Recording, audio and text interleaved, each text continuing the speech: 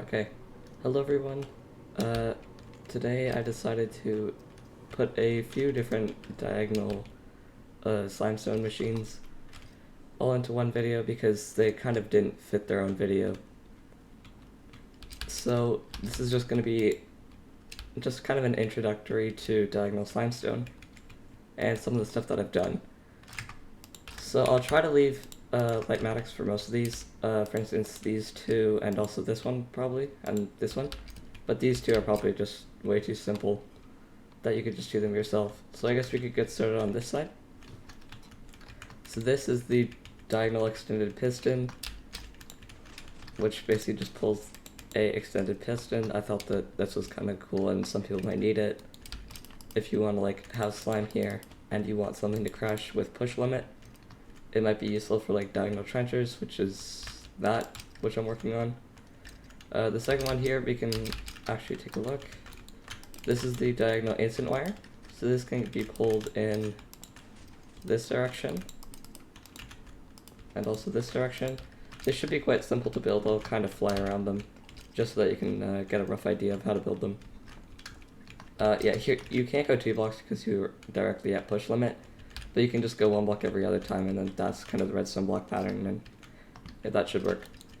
For the end, with this, what you want to do is you want to grab observers, have them face down like this, and then have a slime block. This works just as good as the other ones. Yep, so here it pulls. Pull it in the other direction too.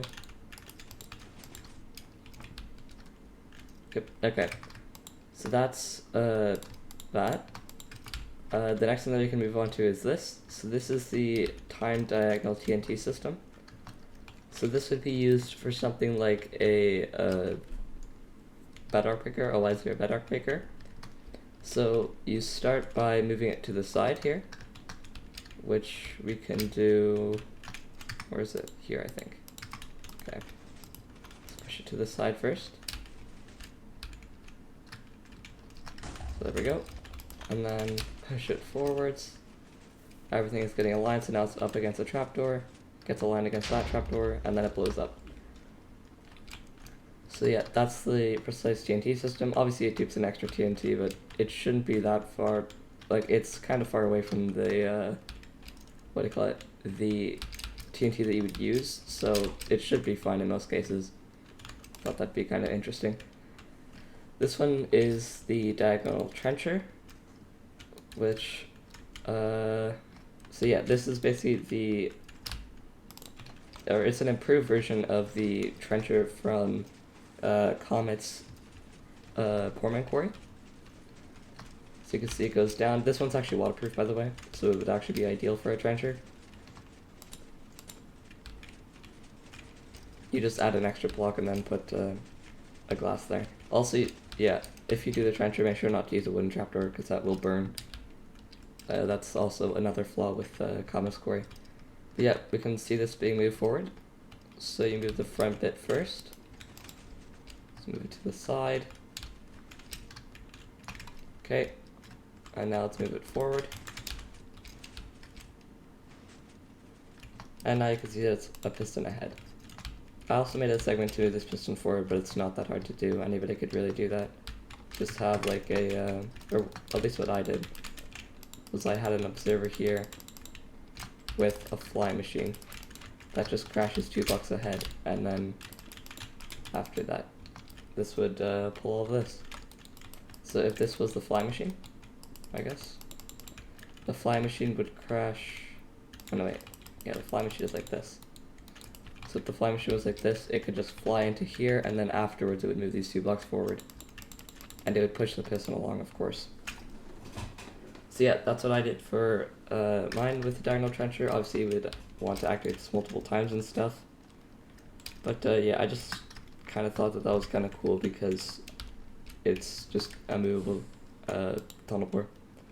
This one was probably, I think it was the first thing that I did after the diagonal world eater, when I decided that I kind of wanted to get into diagonal Slimestone more. So this is the first diagonal bud. It all moves at once.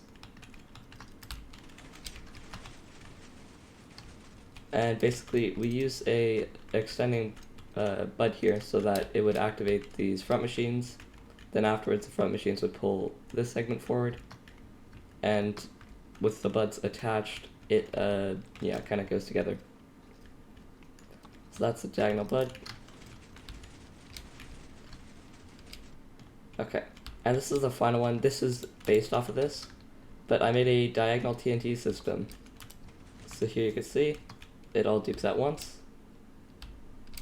This one isn't aligned, but honestly, I'd say it's good enough, personally. Okay, so how to move this now? You want to activate this bud line first. So that actually pulls the duper forward. And then you want to move the wire on top. Just like that. And then you can activate it. Just like that. So yeah, this was a really short video. It's just about some of the Slimestone stuff that I made along the, well, ever since I did the Diagonal World Eater.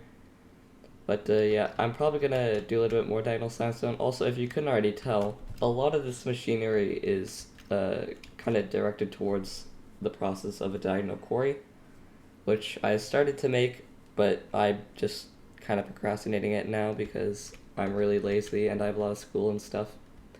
So yeah, if any other Slimestoners know anything that I might need, please reach out to me, because I need basically all the help that I can get. But yeah, thank you guys so much for watching. Obviously, as many light mags can be down in the description. But yeah, thank you guys so much for watching. Bye.